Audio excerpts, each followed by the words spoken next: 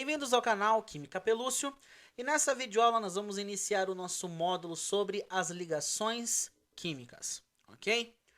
Bom, gente, normalmente esse assunto é estudado depois de tabela periódica, certo? Então, se você ainda não estudou tabela periódica, dá uma olhada na playlist lá de tabela, lá você vai entender muita coisa que será necessária para o nosso assunto aqui de ligações, ok? Bom, então vamos lá. Galera, é o seguinte, uma das principais dúvidas dos químicos, né, de muitos tempos atrás, foi entender a questão do átomo, certo? Principalmente aí a evolução do modelo atômico, como era esse átomo. E praticamente, gente, na natureza nós não vamos encontrar os elementos assim de maneira sozinha, isolada. Por exemplo, a gente está acostumado a ver o alumínio, por exemplo, que é um elemento químico, lá na forma que a gente encontra ele lá na cozinha, né, na sua lâmina, lá na sua folha laminada. Só que o alumínio ele não é encontrado assim. Ah, eu achei um monte de palha de alumínio lá e grudei e formei essa lâmina aqui, né, essa folha de alumínio. Na realidade, o alumínio ele está dentro de rochas, né? Está dentro de minérios e tudo mais. Assim como o ferro, não vou encontrar uma barra de ferro assim, assim, ali perto de uma árvore. Ai, cavei ali um buraco, achei uma barra de ferro. Mas você pode até ter achado, mas ela não estava daquele jeito, certo? Ela foi trabalhada, né? Foi minerada, foi feito um monte de coisa até chegar naquela barra de ferro que a gente vê. Ou seja, na natureza, a gente nunca vai encontrar esses átomos sozinhos. Nossa, alone, né? Grande parte deles sempre vai estar em que formato? Sempre vai estar em grupos, sempre vai estar ligado um ao outro, ok? Até mesmo os gases biatômicos, né, como gás oxigênio, gás nitrogênio, nós não vamos encontrar o oxigênio sozinho, bonito, assim, alone. Não, você vai encontrar ele ligado com outro oxigênio, formando gás oxigênio, vai encontrar o oxigênio ligado a carbono, ou seja, tem uma infinidade de formas as quais esses elementos químicos se unem, se ligam para formar essas substâncias. Até porque, gente, você precisa entender exatamente isso. Um átomo, então olha só, um átomo, quando ele se liga, né? Quando ele sofre aí uma ligação, ele faz uma ligação com outros átomos, ele vai formar o que nós chamamos de compostos. Compostos.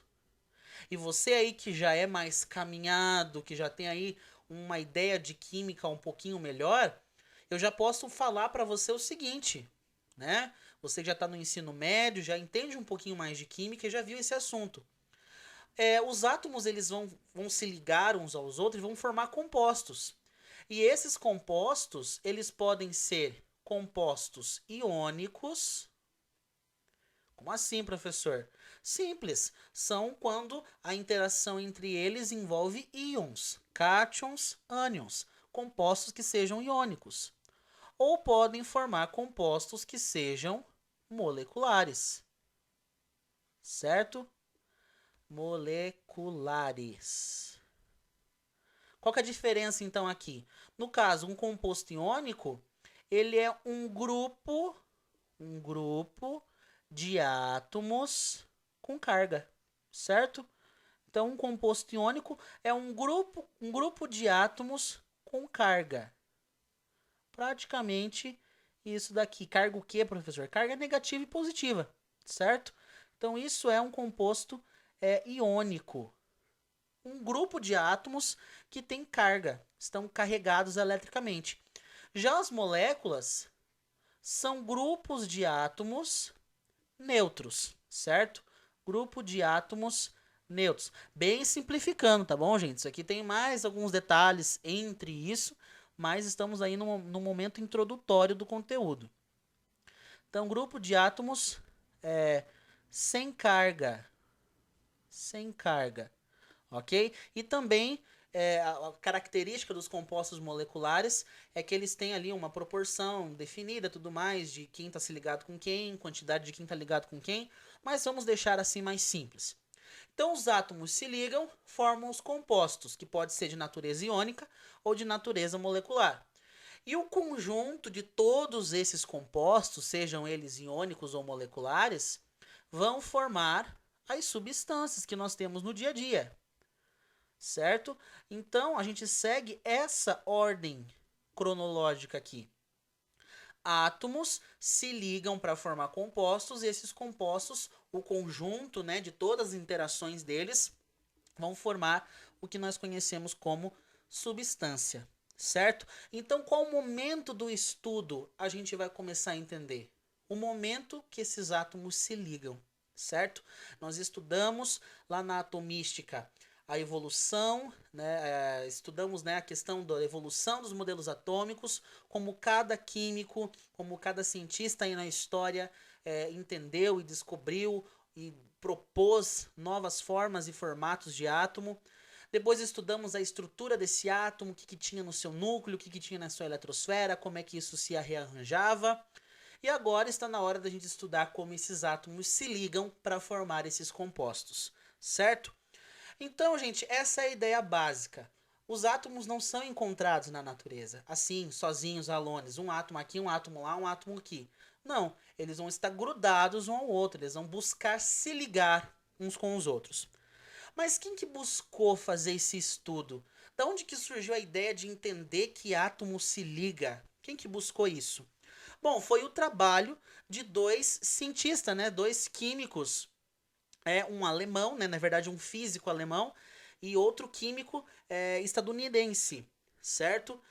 No caso aí o alemão foi, não sei pronunciar o nome certo, tá, gente? Eu sei como é que é o nome, mas não sei pronunciar. É o Kossel, né, o alemão Kossel, e Gilbert Newton Lewis, um químico aí. Eles começaram a estudar de maneira separada, certo? A questão dos gases nobres. Então, quem que introduziu tudo isso? Quem que iniciou, encabeçou o motivo de estudar tudo isso? Os gases nobres. O mistério desses gases nobres, certo? O que esses dois estudaram nos gases nobres? O que tem de peculiar nesses camaradas aí? Gente, contrariando levemente o que eu falei agora há pouco, eles perceberam que os gases nobres, eles eram, por exemplo, pegaram lá uma substância, no caso, sei lá, vamos pegar o hélio, gás hélio. Então imagina aqui que eu tenha gás hélio, tranquilo?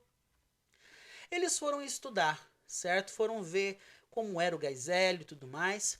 E quando eles foram olhar a nível, né, a nível ali molecular e tudo mais, eles perceberam que o gás hélio ele não era formado de compostos, de moléculas, como era o esperado.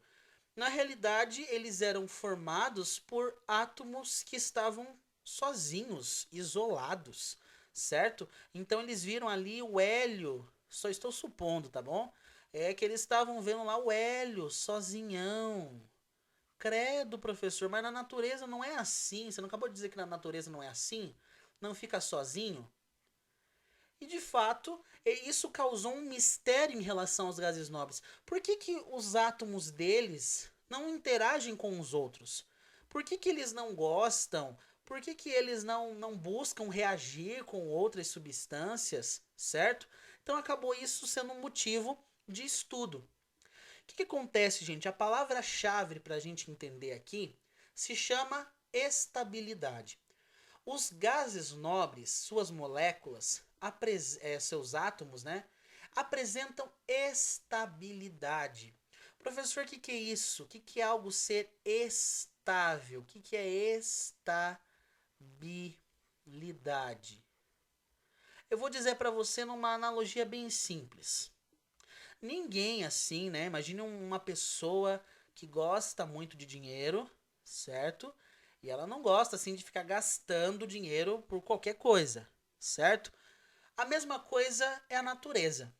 Qual que é o dinheiro da natureza? A energia, certo? A natureza, ela é uma coisa assim que ela é mão de vaca com energia.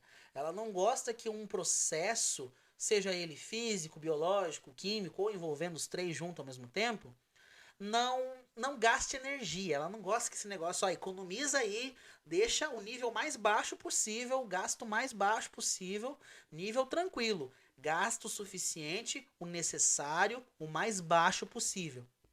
E isso é estabilidade para nós dentro desse contexto. Um nível baixo de energia, ok? Então, nesse caso, quando eu falo que os átomos dos gases raros, dos gases nobres, são muito estáveis, eu estou querendo dizer que eles estão tranquilos na sua quantidade de energia. Sério, professor? Tão tranquilo, tão sossegado? Tão sossegado, tão tranquilo. Sabem que estão ali de boa, sem gasto, sem desperdício, tão sossegado na deles, certo? Mas, professor, o que é essa estabilidade eletrônica deles? O que é essa estabilidade deles? O que tem a ver? Da onde que vem isso? Bom, foi exatamente o que Cossel e Lewis sugeriram, propuseram. Eles disseram para nós que essa estabilidade deles, na realidade, é uma estabilidade eletrônica. Como assim, professor? Quando eles foram analisar a camada de valência, a última camada da configuração eletrônica desses gases nobres, você sabe muito bem que os gases nobres, eles são da família do grupo 18, antiga família 8A. E como todo elemento representativo, né, como todo elemento que faz parte de uma família representativa, o que acontece? O número da família A que ele está é o número de elétrons que ele tem na última camada, na camada de valência. Então, os gases nobres, eles têm quanto? 8 elétrons na camada de valência, porque eles estão na família 8A. Isso é tão repetido, né, por professor de química, que você acaba virando um mantra de seu, né? Então, olha só. Então, por eles estarem na família 8A, todos eles têm 8 elétrons nessa última camada, certo? Bom, se todos eles tinham, com exceção do hélio, beleza? Com exceção do hélio, todos eles têm 8 elétrons na última camada. O hélio só que destoa por causa de ter 2 elétrons, tranquilo? Mas eles associaram o seguinte: se os gases nobres, eles têm essa estabilidade eletrônica, é devido à configuração da última camada deles. Sério? Sério? É por causa deles ter 8 elétrons na última camada que eles têm estabilidade eletrônica? Exatamente. Então, a estabilidade deles vem da configuração eletrônica? Exatamente. Não acredito. Acredita? Vou fazer você acreditar agora. Então, a configuração eletrônica da camada de valência. Configuração da camada de valência. Então não acredito, professor. Então quer dizer que eles são níveis tranquilos de energia, tudo sossegado, são estáveis eletronicamente por causa da configuração eletrônica? Exatamente, por terem 8 elétrons na última camada. Com exceção do hélio, né, que fica estável com 2, ok? Com 2 elétrons na última camada. Por isso que em 1916, tanto esse alemão quanto o Cossel quanto Lewis, separadamente, eles publicaram um trabalho, né, contendo o que nós chamamos de teoria do octeto, né? Que nós chamamos aí no ensino médio de regra do octeto, a famosa regra do octeto. O que acontece? Essa regra diz o seguinte, que, primeiro, a estabilidade eletrônica está associado à configuração eletrônica da última camada, da camada de valência. Segundo, essa configuração eletrônica estável se dá quando se tem 8 elétrons na última camada. Segundo ponto, certo? E agora vem a questão interessante. Quais outros elementos na tabela periódica têm 8 elétrons na última camada, na camada de valência? Nenhum. Então, se eu pegar lá, olha só, minha tabelosa periódica, bem beautiful, ó, bem bonita, sossegadinha. O que acontece? Onde estão os gases nobres? Espero que você saiba. Tá aqui, ó. Grupo 18. Os tranquilões. os inertes, os que não reagem, os egoístinha, que fica só na deles. O que acontece? Só eles são estáveis. Ah, por que mesmo que ele é estável, professor? Porque ele tem 8 elétrons na última camada. Ah, tá bom, entendi. O que acontece? Os outros elementos, metais, que se concentram nessa região, os ametais, que se concentram nessa, o que eles vão fazer? Eles vão buscar se ligar para imitar os gases nobres. Sério, professor? Então, como todos os outros elementos não têm 8 elétrons, eles não são estáveis, não têm estabilidade eletrônica? Exatamente. Então, o que eles vão fazer? Buscar ligações. Então, qual que é o objetivo principal de uma ligação química? O desejo dos outros elementos, metais e ametais, buscarem estabilidade eletrônica. O que é isso? Buscarem 8 elétrons. Certo? Então, todos os outros elementos são instáveis. Eles querem buscar estabilidade, eles querem buscar ter esses 8 elétrons. Por isso, eles vão se ligar entre si. Ó, galera, seguinte, ninguém aqui tem 8 elétrons, beleza? Vamos fazer o seguinte, vamos começar a se ligar aqui e vamos começar a doar, vamos começar a receber, vamos começar a compartilhar. Quero nem saber, mas vamos começar aqui, ó, vamos buscar estabilidade. É assim que acontece, certo? Então, se eles não se ligarem, eles não alcançam estabilidade, eles não alcançam esses 8 elétrons. E é por isso que o restante dos elementos da tabela periódica não se encontram sozinhos na natureza, porque eles sozinhos não têm estabilidade. Então é se ligando que eles buscam estabilidade, professor? Exatamente. É se ligando que se adquire 8 elétrons, ok?